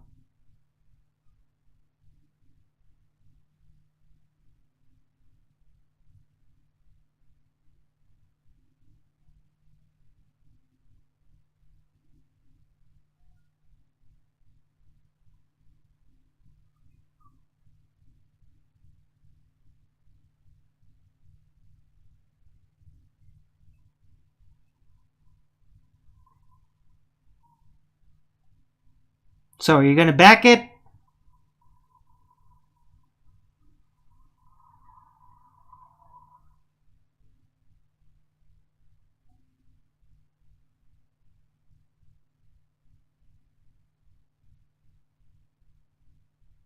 Okay, I'm fucking done with this shit. You're getting a timeout. If I see one more of those types of remarks again, and you do not respond to inquiries of explanation, I'm banning you, bro. With your negative, stupid remarks all the time. I'm so fucking sick of it.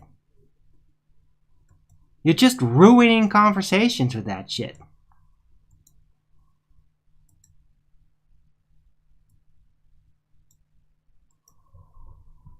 I'm so done with this shit. I mean, is this me, guys? Am I being too harsh, or is he just a freaking stick in the mud all the time?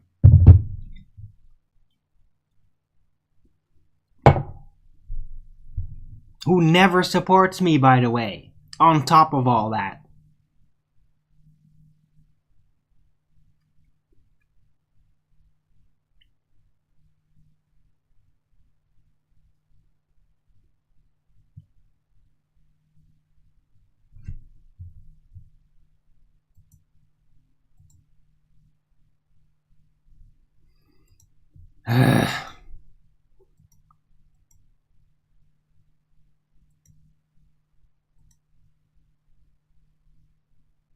Right. So, yeah, I'm not writing a book about my Flat Earth Awakening anytime soon. It will be a huge project. It will be very seriously by me, very serious. So, I mean, that could maybe in fucking 20 years, man. I mean, I'm not shy for any kind of book writing, yeah? It's like the last thing I want to do, really. I mean, if there's some book that's just, that it has to manifest, I'll do it, and I'll just do it, and I won't talk to anyone, I'll just do it. I don't have ambitions to be a writer. Is that clear?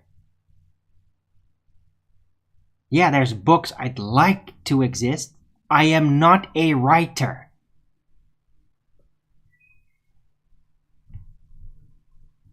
I'm more of a programmer than I am a writer. Just look at my Trolls and Tyrants book. It's huge. It's all technical. I am not a writer.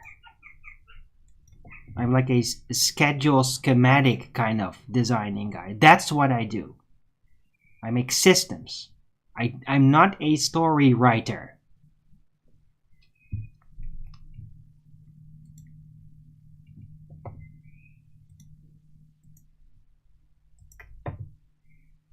Just as I know, it's just George Sanders pissed me off. It's rubbing off.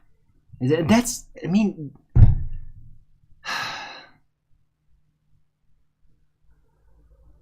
nobody's responding either. Think I'm overreacting? I'd like some feedback, guys. I'd really like some feedback sometimes when I ask for it. You're here in the chat, you're having a conversation. Well, and when I ask for feedback, I really want that feedback.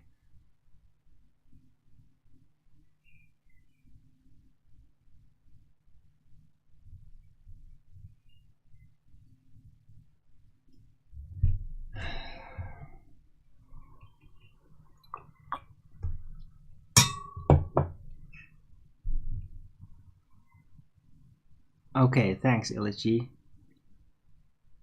And yes, I know truth over comfort. No, you just get here, don't worry.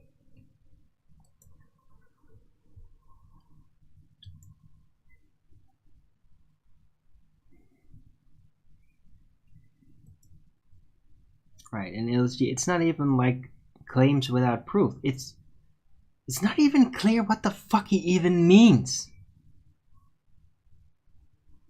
Yeah, that's the problem. He says something like that, it's not even clear what it means, and then I ask, and he doesn't fucking say anything for 5 minutes straight, like a complete asshole. So it's just left a Debbie Downer comment, which it was. Oh, the internet left control, it's all going to shit. Yeah, like, and then he doesn't even clarify when I inquire immediately after. I'm so sick of that, dude. Yeah, and it's not a good point if you don't even know what he means. And he doesn't actually elaborate. And he's like, not enthusiastic. Like, he doesn't want to talk. He just wants to complain. He just wants to be a Debbie Downer, say something really shitty, and then walk away. Is what he fucking does continually. He doesn't want to explain things. He doesn't actually want to have a conversation. He just wants to come in, say something really negative, and then leave it to rot. It fucking happens almost every time he shows up in my chat.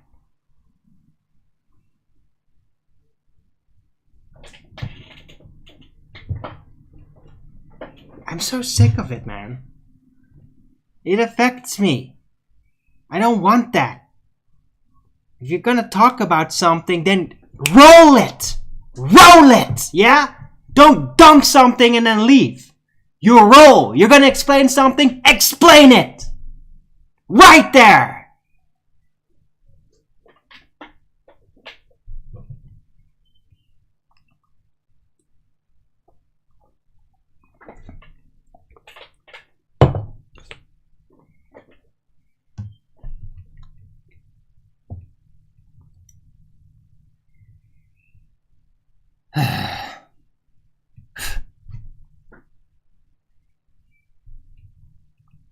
Right, anyway.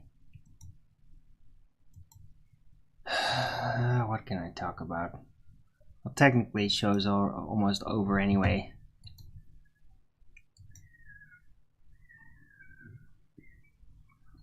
What was that?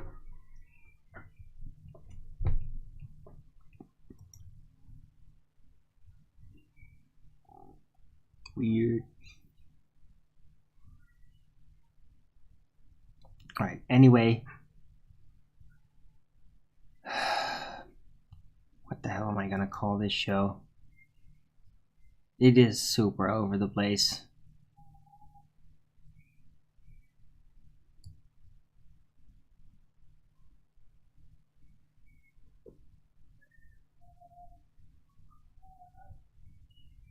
I did like the part in the beginning where I was just talking about things I like, right? Like digging gems and shit. It was all good energy. Guess what? George Sanford comes in.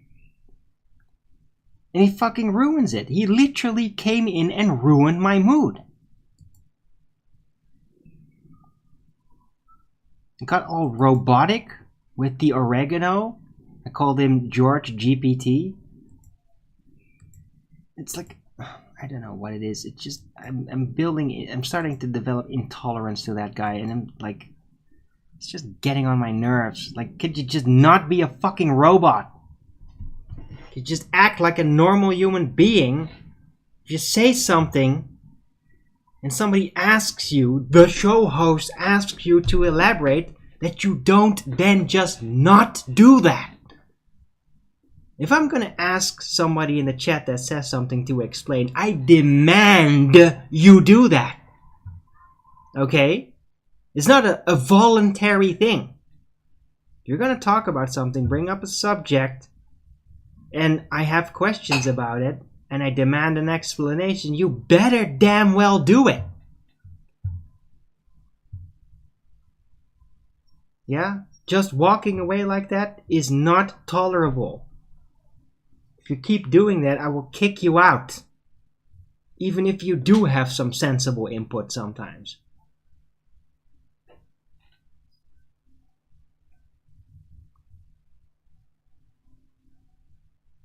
What?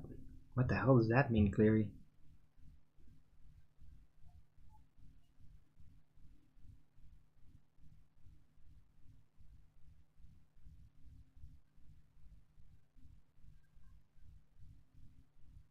And now you better damn well explain what the hell that means, Clary.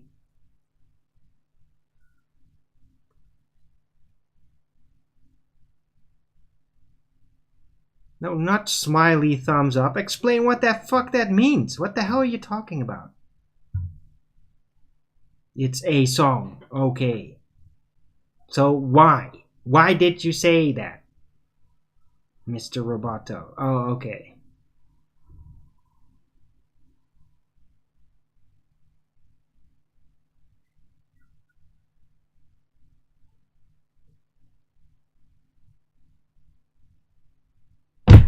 Okay, now we have a numpty. And numpty can fuck off. Yeah. Fucking mesh retracting piece of shit. I can fucking demand. I can absolutely demand or kick you the fuck out like I just did with you, you wanking troll piece of shit. Yeah? I have demands. And if you don't do it, I kick you the fuck out. Yeah, I can do that. I can absolutely do that. And you can't stop me from doing that. Fuckwit.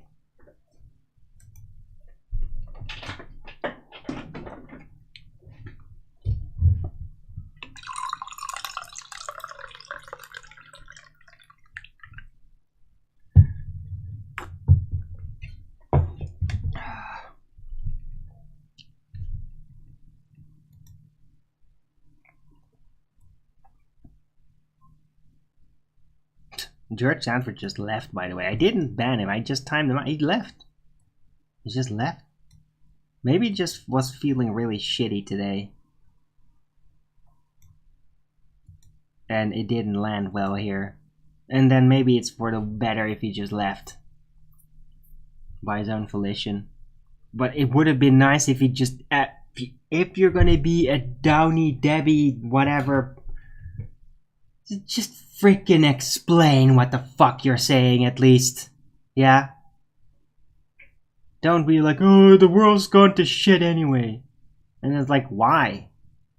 And then you walk away. You know, that's what an asshole does, yeah?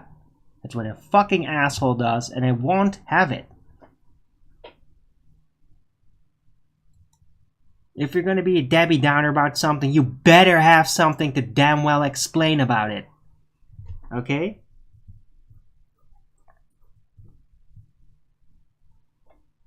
You better have a story to back it up.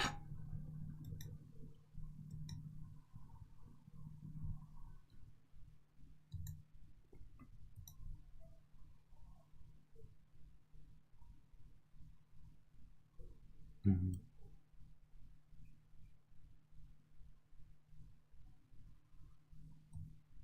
Underground tunnels. Yeah, thanks. I think that most of the show has been pretty nice, but maneuvering towards the final stage. I'm still trying to figure out what the hell I'm kind of name. Maybe this is just going to be another nameless one.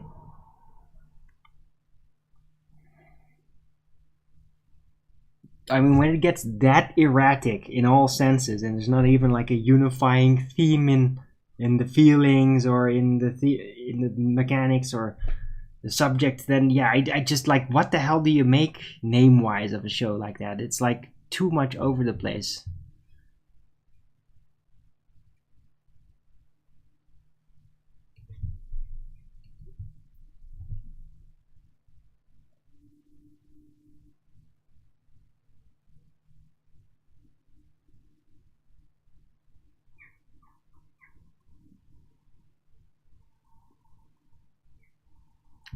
Right.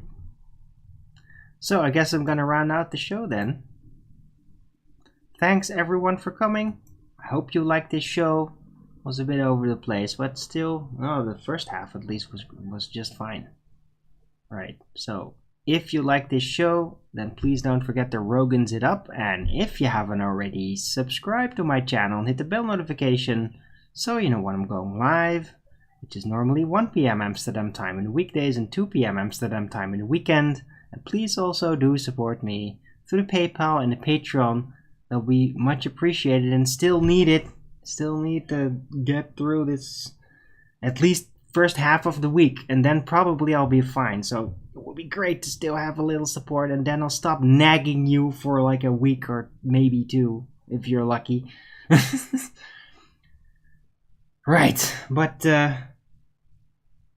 yeah, thanks for being at the show, in the chat, and indulging me. Right. So I'll be back tomorrow with Flat Earth Early Bird number 1636 on a Monday. So it's going to be back to 1 p.m. Amsterdam time.